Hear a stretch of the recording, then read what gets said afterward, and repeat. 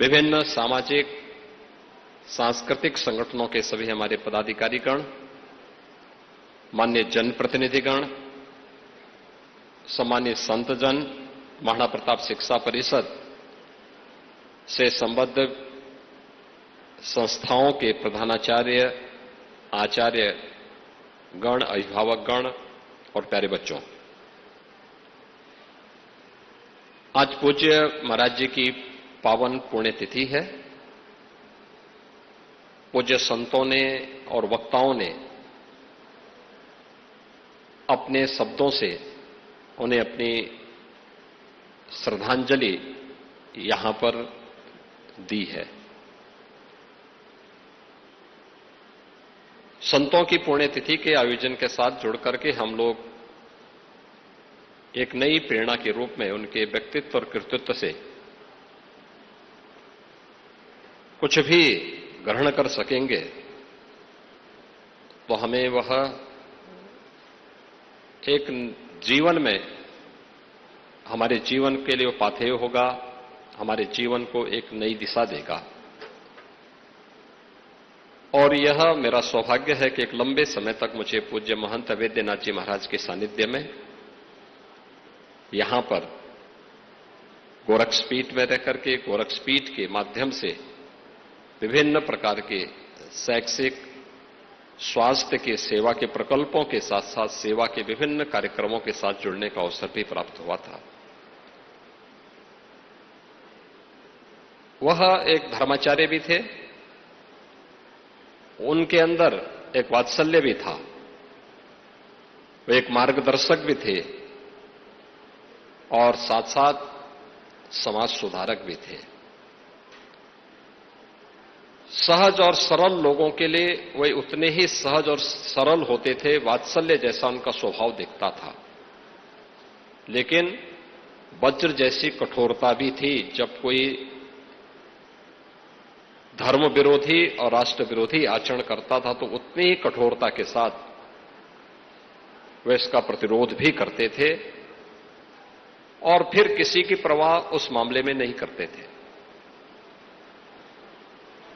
जीवन का कोई पक्ष ऐसा नहीं था जिस पर उन्होंने गोरक्षपीठ के माध्यम से, खड़दर्शन संप्रदाय के माध्यम से, नाथ पंथ के माध्यम से मिलकर के समाज के संगठन को देखने का कार्य करते हुए उस अभियान को आगे न बढ़ाया हो। मैंने जैसे कल भी कहा था, यहां पे गोरक्षपीठ की परंपरा ये जोड़ने की परंपरा है।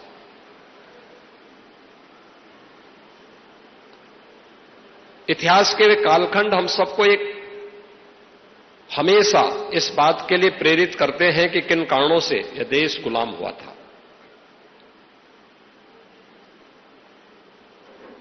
हमारी आपसी विभाजन की जो खाई थी, इसको चौड़ा करने का जो प्रयास प्रारंभ हुआ था, कुछ निहित स्वार्थी तत्वों ने समाज की एकता को खंडित करने का जो प्रयास किया था, उस एकता को खंडित होने का दुष्परिणाम इस देश को लंबे समय तक भुगतना पड़ा था।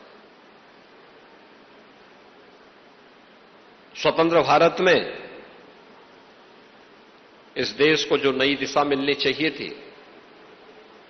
कहीं न कहीं गुलामी की मानसिकता इतनी हावी थी कि हम लोग तत्कालीन नेतृत्व तय ही नहीं कर पाया कि हमारी दिशा क्या होनी चाहिए। और उसी उधेड़ बुन को लेकर के देश के पूज्य संतों के मन में एक आक्रोश भी था इस बात को लेकर के कि वास्तव में देश की दिशा क्या हो रही है। क्या इसी के लिए देश के स्वाधीनता सेनानियों ने अपना बलिदान दिया था, अपना सर्वस्व न्यौछावर किया था? लेकिन आज हम सबका सौभाग्य है कि भारत एक सही दिशा में आगे बढ़ा है। गत 10 वर्ष में भारत की जो प्रगति है, सर्वांगीण विकास का जो एक रूप रेखा भारत की आज देश के सामने आई है, यह बहुत उत्साहित करने वाली है, हम सबको आगे बढ़ाने वाली है। और इसलिए प्रत्येक भारतीय का दायित्व बनता है, जब भारत आगे बढ़ रहा है तो आज दुनिया की वे ताकतें जो भारत को आगे नहीं बढ़ने देना चाहती, वे षड्यंत्र करने के अनेक प्रयास कर रहे हैं। आपस में लड़ाने का काम, फिर उन्हीं गलतियों को दोहराने का काम। पैसा किसी और का है, लेकिन माध्यम यहीं के लोग बनेंगे और उन्हीं लोगों के माध्यम से फिर षड्यंत्र करने की साजिशें तेजी के साथ प्रारंभ हुई हैं। जब ये षड्यंत्र हो रहे हों, उन स्थितियों में भारत की संत परंपरा का वह संदेश जो कवि महायोगी गुरु गोरखनाथ जी ने, आदि शंकर ने, जगतगुरु रामानुजाचार्य ने, जगतगुरु रामानंदाचार्य ने, भारत की संतों की परंपरा ने सामाजिक एकता का जो संदेश दिया था, आज वो सबसे प्राथमिक मुद्दा हम सबका होना चाहिए। जाति पाति पूछे नहीं कोई, हरि को भजे सो हरि का होई। जब तक ये भाव हमारे मन में नहीं आएगा, तब तक सामाजिक एकता को हम मजबूती नहीं प्रदान कर पाएंगे। और सामाजिक एकता अगर मजबूत नहीं है तो राष्ट्रीय एकता को चुनौती इसी प्रकार से मिलती रहेगी, जैसे आज वर्तमान में अनेक ऐसे लोग जाने अनजाने में अपने स्वार्थ के लिए देते हुए दिखाई दे रहे हैं। हम सबको सतर्क होकर के कार्य करना होगा। गोरखपीठ से जुड़े हुए जो भक्तगण हैं, शुभचिंतकगण हैं, गोरखपीठ से संचालित जितनी भी शिक्षण प्रशिक्षण संस्थाएं हैं, उन सबका भी दायित्व बनता है। या समाज की किसी भी पक्ष से जुड़ा हुआ व्यक्ति हो, उन सबका दायित्व बनता है कि अपने उन प्रेरक महापुरुषों से हम कुछ सीखें, उनके व्यक्तित्व और कृतित्व से हम कुछ सीखें। साप्ताहिक कार्यक्रम यहां पर इन्हीं मुद्दों और मूल्यों के आधार पर किया जाता है। जैसे यहां पे जगतगुरु राम दिनेशाचार्य जी कह रहे थे कि आज से उनके पूज्य गुरुदेव जगतगुरु स्वामी हरि आचार्य जी महाराज अक्सर उन कार्यक्रमों में यहां पर भागीदार होकर के आते थे। और उस समय भी देखा होगा, उस समय भी सामाजिक समरसता सम्मेलन चलता था यहां पे, और आते थे। पूज्य स्वामी जी भी आते थे। आज वे भौतिक रूप से हमारे बीच में नहीं है। ये सम्मेलन पहले से इस सम्मेलन के माध्यम से भी और सम्मेलन के साथ साथ व्यावहारिक धरातल पर भी पूज्य महंत अवेद्यनाथ जी महाराज भी और पूज्य महंत दिग्विजयनाथ जी महाराज भी सामाजिक एकता के लिए निरंतर प्रयासरत रहे, निरंतर कार्य करते रहे। शिक्षा है, स्वास्थ्य है, सेवा के विभिन्न प्रकल्पों को आगे बढ़ाने के साथ ही संस्कृति की शिक्षा के लिए, सामाजिक एकता के लिए, गोरक्षा के लिए, केवल गोरक्षा की बात करनी ही नहीं है, गो सेवा करनी भी है, अपने स्तर पर भी करनी। केवल उपदेश नहीं देना है, बल्कि पहले करना है, फिर लोगों को करने के लिए, उसके लिए उनको भी उसके लिए तैयार करना है। ये सभी कार्यक्रम जब एक साथ चलेंगे, लेकिन हमारी बातों का वजन तब होता है जब हम स्वयं भी इस प्रकार का आचरण करते हैं। जो बोल रहे, अधिकांश लोगों की धारणा है कि आयुर्वेदिक इलाज स्लो और लंबा होता है और गंभीर रोगों को हैंडल नहीं कर सकता, लेकिन जीवा आयुर्वेद ने लोगों की सोच को बदल कर रख दिया है। जीवा आयुर्वेद ने 20 लाख से अधिक पेशेंट्स की पर्सनलाइज्ड चिकित्सा की है और 400 से अधिक स्टाफ आपकी सेवा में अवेलेबल है। यदि आपको लगता है कि आपकी बीमारी ठीक नहीं हो रही है, तो एक बार जीवा आयुर्वेद में जरूर कॉल करिए। तो अभी तुरंत 70 42 40 40 40 पर कॉल करिए।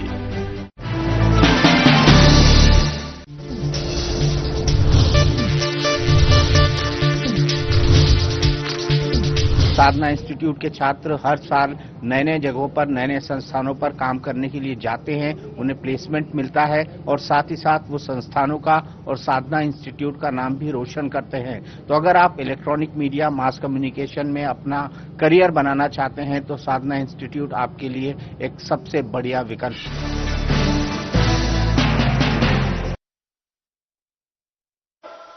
और नेहरू गांधी परिवार वो इसलिए जरूरी है कि तीनों परिवार ने हमारे यहां जमहूरियत को रोक कर रखा था। मैं आज आपको बताना चाहता हूं, अगर 2014 में नरेंद्र मोदी जी की सरकार न आती, तुम मुझे बताओ पंचायत के चुनाव होते क्या? जरा जोर से बोलो, होते क्या? ब्लॉक के चुनाव होते क्या? जिले के चुनाव होते क्या?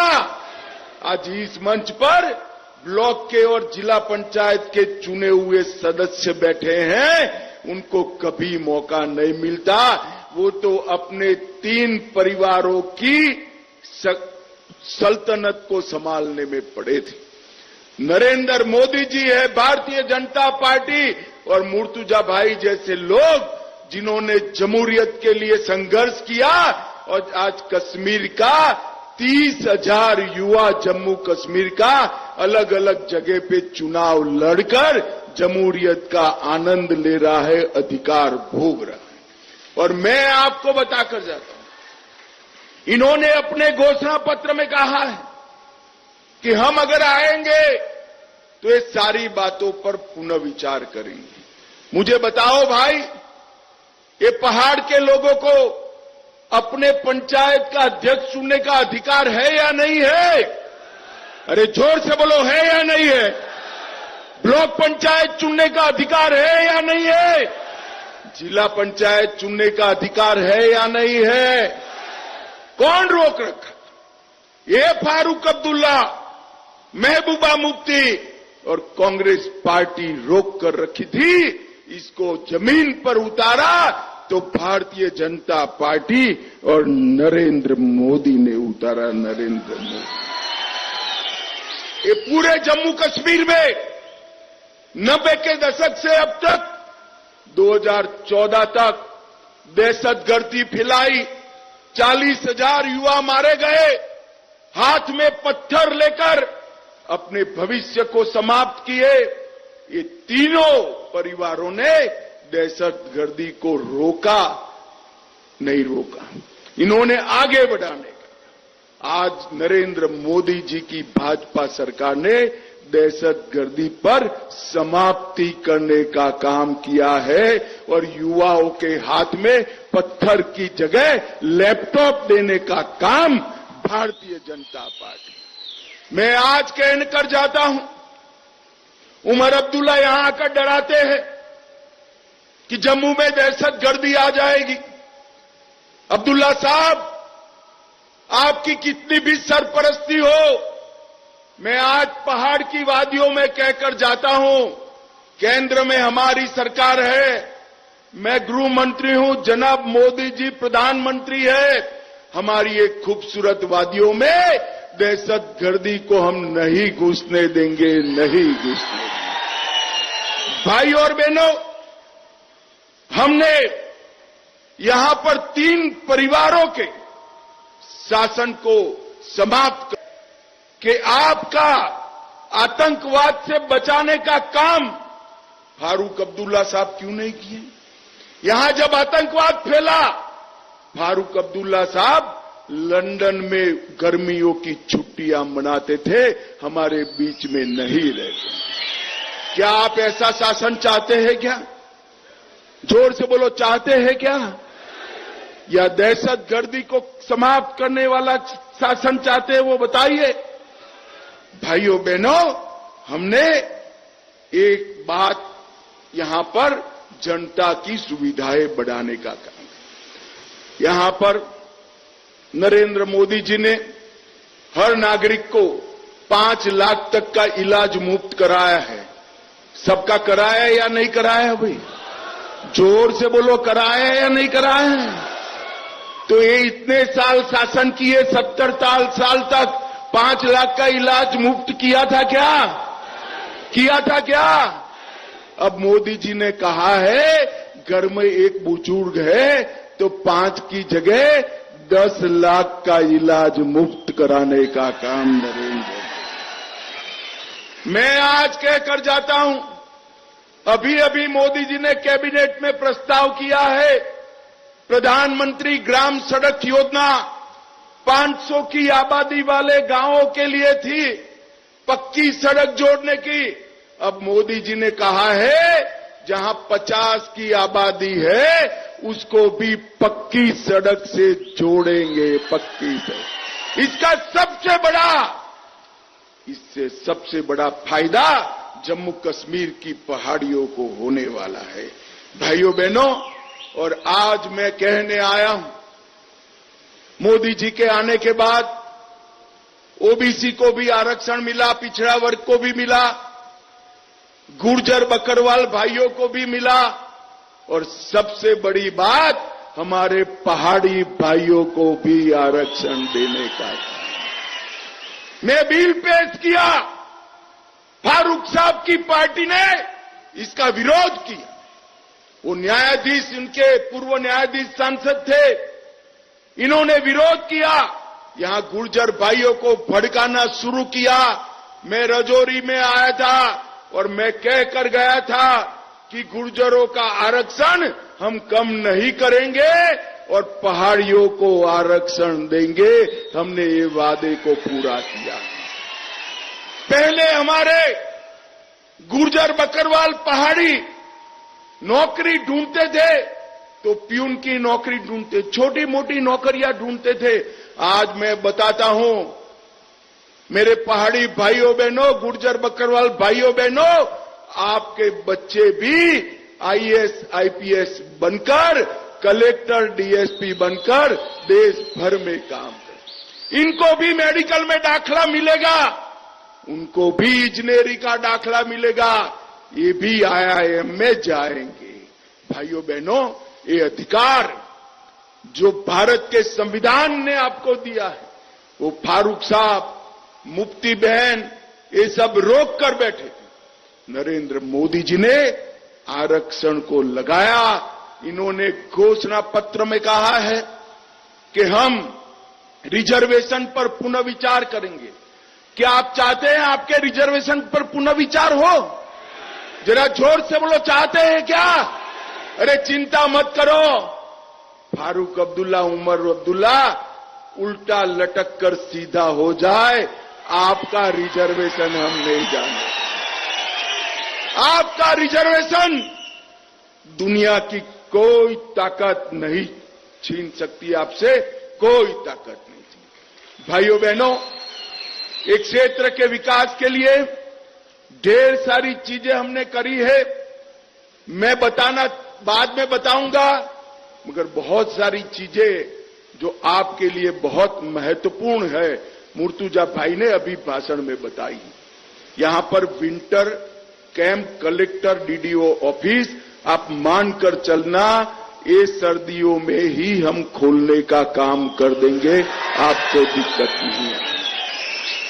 आपका पीने का पानी, अस्पताल और बच्चों के स्कूल, हायर सेकेंडरी तक के, ये सब मेंढर में कम से कम अंतर में उपलब्ध हो, इसकी चिंता नरेंद्र मोदी जी की सरकार करेगी। नरेंद्र मोदी जी की। भाइयों बहनों, इन लोगों ने कहा है कि हम आरक्षण को समाप्त करेंगे। हम कह रहे हैं कि हम प्रमोशन में भी गुर्जर बकरवाल और पहाड़ियों को आरक्षण देंगे, रिजर्वेशन देंगे, प्रमोशन में भी देंगे। भाइयों बहनों, नेशनल कॉन्फ्रेंस का झंडा लाल है। एक नेशनल कॉन्फ्रेंस के नेता ने कहा ये झंडा लाल है क्योंकि यहां दहशतगर्दी थी। भाइयों बहनों, दहशतगर्दी किसी के भी भले में होती है क्या?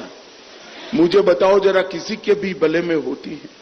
हमारे बच्चों के हाथ में बंदूक पकड़ाकर अब क्या करना चाहते हैं?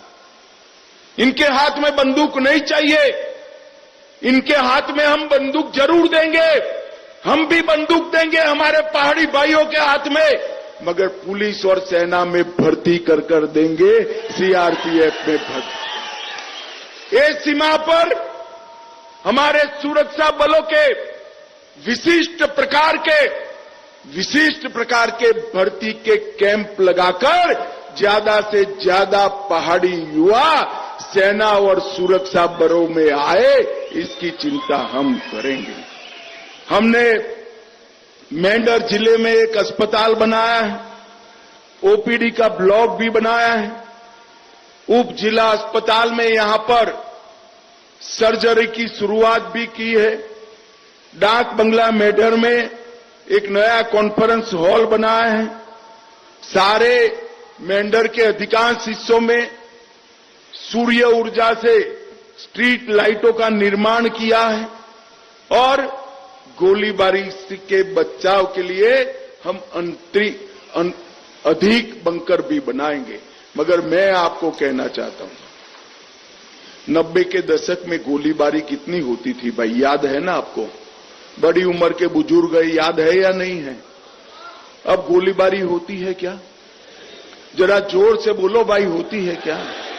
इसलिए नहीं होती है, पहले यहां के आका जो थे ना, वो पाकिस्तान से डरते थे।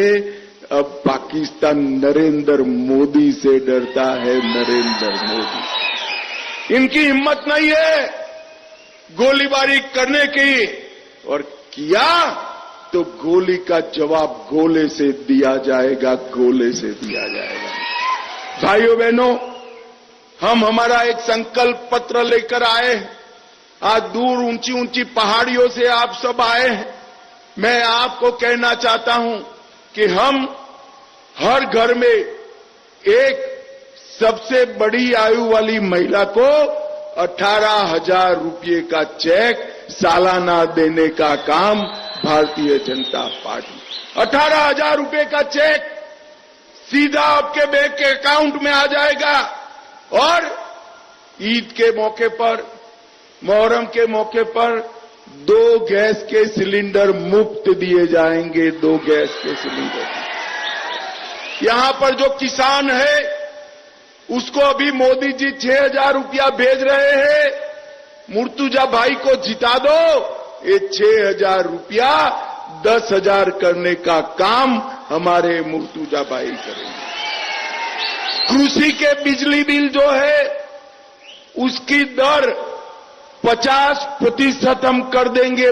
50% कृषि बिजली दरों की 50% कटौती कर देंगे और 500 यूनिट तक फ्री ऑफ कॉस्ट बिजली देने का काम भी भारतीय जनता पार्टी। जन्नू में मेट्रो लगाएंगे, तवी में रिवर फ्रंट बनाएंगे और यहां पर पूंछ राजौरी की पहाड़ियों में पहलगांव जैसा ही एक नया पर्यटन का शहर बनाकर यहां पर मेंढर पूंछ राजौरी में पर्यटन को बढ़ावा दें। भाइयों बहनों, 70 साल तक इन्होंने जम्मू के इस इलाके को न्याय किया है।